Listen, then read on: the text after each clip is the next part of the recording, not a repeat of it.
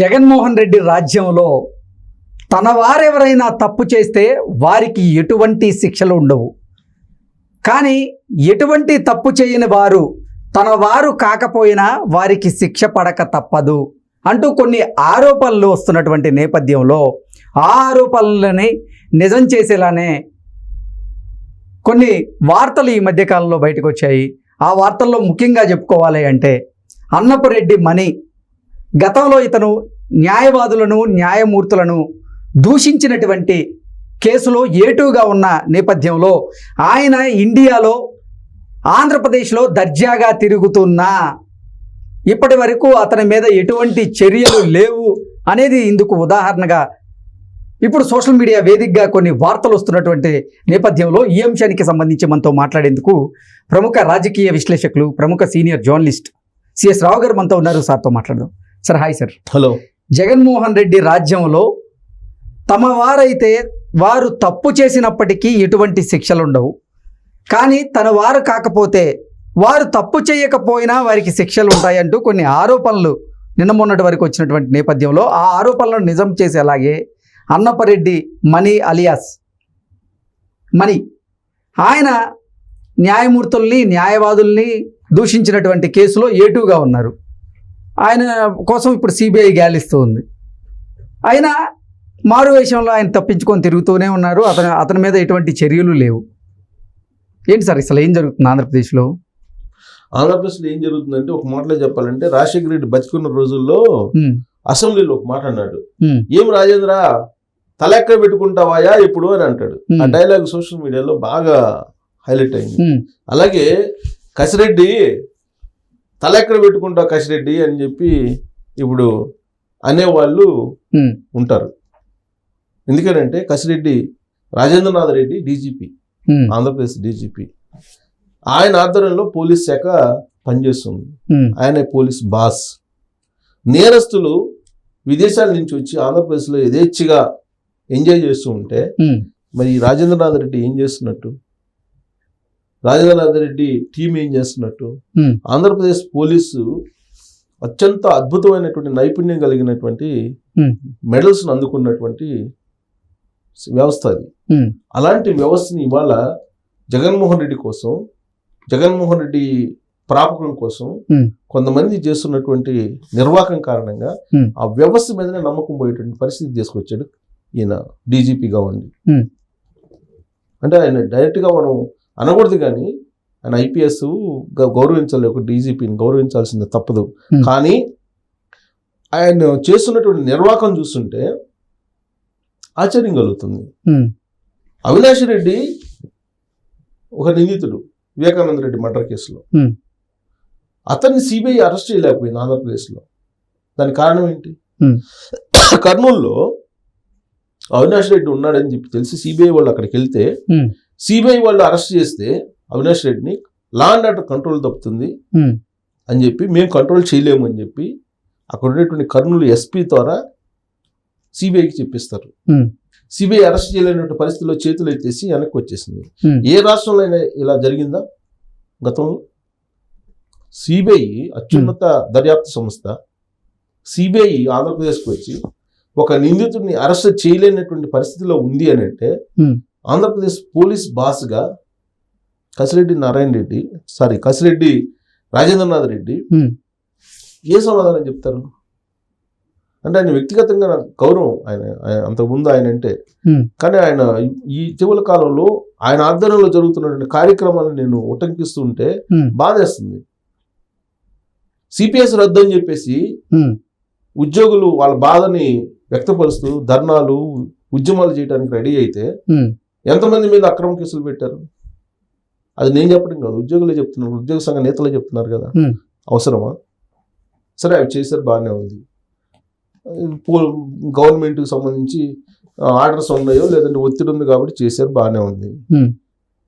ఎంతమంది సోషల్ మీడియాకి సంబంధించినటువంటి వాళ్ళని నోటీసులు ఇచ్చి 41A నోటీసులు ఇచ్చి వేధింపులకు గురి చేశారు? అంత అవసరమా? సరే ఓకే, తెలుగుదేశం పార్టీ వాళ్ళకి ఒక చట్టం, వైఎస్ఆర్ కాంగ్రెస్ పార్టీ వాళ్ళకి ఒక చట్టం ఉన్నది కదా. నిజంగా ప్రభుత్వాన్ని దూషిస్తూ కించపరుస్తూ లేనటువంటి విషయాలని ఉన్నట్టుగా క్రియేట్ చేసి, లేదా సమాజంలో అన్రెస్ట్ క్రియేట్ చేసినటువంటి వాళ్ళని నువ్వు 41A నోటీసులు ఇచ్చేసి అరెస్ట్ చేస్తున్నారు అని అంటే సేమ్ అదే వైఎస్ఆర్ కాంగ్రెస్ పార్టీ సోషల్ మీడియాలో కూడా ఇంప్లిమెంట్ చేయాలి కదా. ఇప్పుడు తెలుగుదేశం పార్టీకి సంబంధించినటువంటి వాళ్ళు కానీ, లేదంటే విపక్షంలో ఉన్నటువంటి జనసేన కానీ ఎవరైనా సరే సోషల్ మీడియాలో వ్యక్తిత్వ హననం చేస్తూ ఉన్నారు. అంతకంటే మిన్నగా వ్యక్తిత్వ హననం చేస్తున్నారు కదా YSR Congress party social media. Example షర్మిలాదే ఉంది కదా. షర్మిల మీద వ్యక్తిత్వ హననం చేశారు కదా. అసలు రాజశేఖర రెడ్డి పుట్టలేదని చెప్పి పోస్టులు పెట్టారు కదా షర్మిల మీద. షర్మిల రాజశేఖర రెడ్డి పుట్టలేదని చెప్పి విజయమ్మ శీలాన్ని శంకిస్తూ పోస్టులు పెట్టారు కదా వైఎస్ఆర్ కాంగ్రెస్ పార్టీ వాళ్ళే. ఆమెకేదో అక్రమ సంబంధాలన్నీ అంటగట్టారు కదా వేరే వాళ్ళతోటి. మరి అప్పుడు ఏం చేశారు? అప్పుడు చట్టం లేదా ఆంధ్రప్రదేశ్లో? అంటే వైఎస్ఆర్ కాంగ్రెస్ పార్టీ వాళ్ళకైతే ఒక చట్టం, పోలీస్ యాక్ట్, మిగతా వాళ్ళకైతే ఇంకొకట. ఇప్పుడు తాజాగా ఏం జరిగింది? మణి వచ్చారు, అన్నపరెడ్డి మణి. ఆయన ఎవరు? YSR Congress party NRI cell అధ్యక్షుడు కన్వీనరు ఆయన అన్నపరెడ్డి మణి. ఆయన చేసింది ఏంటి? జడ్జెస్ మీద వ్యతిరేకమైనటువంటి పోస్టులు పెట్టారు. ఎందుకు? అమరావతికి సంబంధించినటువంటి ఇష్యూస్లో అమరావతి రైతులకు అనుకూలంగా తీర్పు ఇచ్చారని చెప్పి ఆ తీర్పు ఇచ్చినటువంటి వాళ్ళని వ్యక్తిత్వ హననం చేస్తూ వాళ్ళ కుటుంబీకులను కూడా కించపరుస్తూ పోస్టులు పెట్టారు. పోస్టులు పెట్టినటువంటి సందర్భంగా లాస్ట్కి జడ్జిలే గగ్గోలు పెట్టారు. గగ్గోలు పెట్టి లాస్ట్కి సిబిఐ ఎంక్వైరీ చేశారు వీళ్ళని కట్టడి చేయాలని చెప్పి. ఆ స్థాయిలో వైఎస్ఆర్ కాంగ్రెస్ పార్టీకి సంబంధించిన సోషల్ మీడియా వెంటాడింది జడ్జెస్ని. ఆ జడ్జెస్ ఏం చేశారు? సిబిఐ ఎంక్వైరీ చేసింది. సిబిఐ ఎంక్వైరీలో అసలు ఈ పోస్టులు ఎవరెవరు పెట్టారు మొత్తం ఎంక్వైరీ చేసిన తర్వాత ఏటుగా ఈ అన్నపరెడ్డి మణి అనే అతను ఉన్నాడు. ఈ అన్నపరెడ్డి మణి అనే అతను పోస్టులు జడ్జిలకు వ్యతిరేకంగా పెట్టారని చెప్పి తెలిసిన తర్వాత అతని కోసం ఆల్మోస్ట్ గత 2-3 సంవత్సరాల నుంచి అన్వేషిస్తూ ఉన్నారు సిబిఐ వాళ్ళు. ప్లస్ ఇది కూడా ఇచ్చినట్టున్నారు, లుకౌట్ నోటీసులు కూడా ఇచ్చినట్టున్నారు. ఇచ్చారు. ప్లస్ వాళ్ళు అన్వేషిస్తున్నారు. కానీ ఇప్పటి వరకు మనీని పట్టుకోలేదు.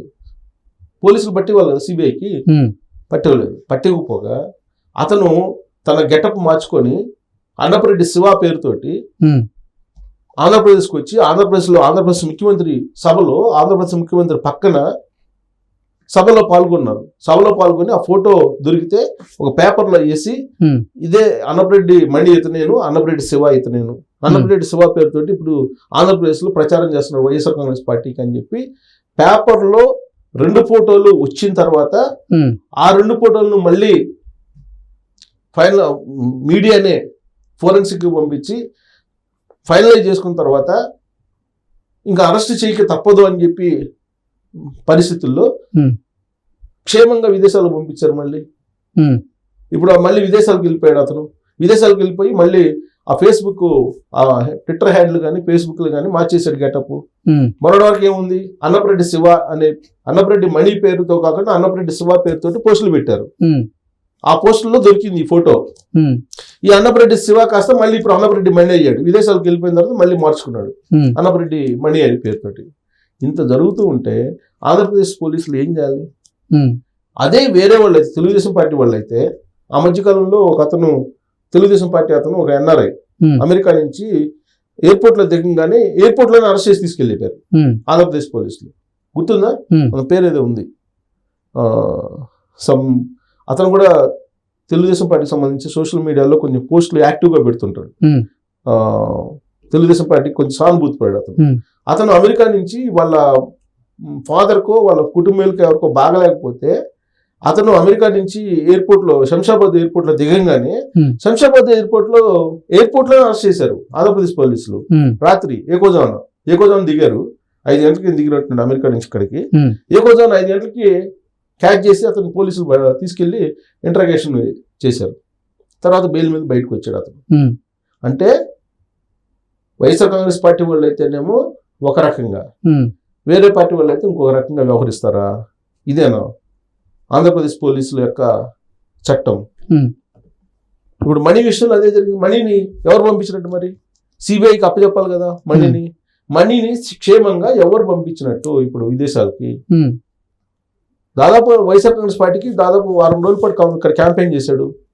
వారం రోజుల పాటు క్యాంపెయిన్ చేసినా మీరు పట్టుకోలేకపోయారంటే అది మీ చేతకంతరం కదా. కానీ తెలిసి కూడా పట్టుకోలేదా? ఇప్పుడు ఆయన విదేశాలకు వెళ్ళి మళ్ళీ అన్నపరెడ్డి మణి కింద పోస్టులు పెట్టుకుంటున్నారు. సో ఇలాంటి వేరియేషన్ అనేది మంచిది కాదు. అందుకే రాజశేఖర రెడ్డి డైలాగు ఏం రాజేంద్ర తల ఎక్కడ పెట్టుకుంటావు అని చెప్పి ఆయన అంటుంటారు కదా.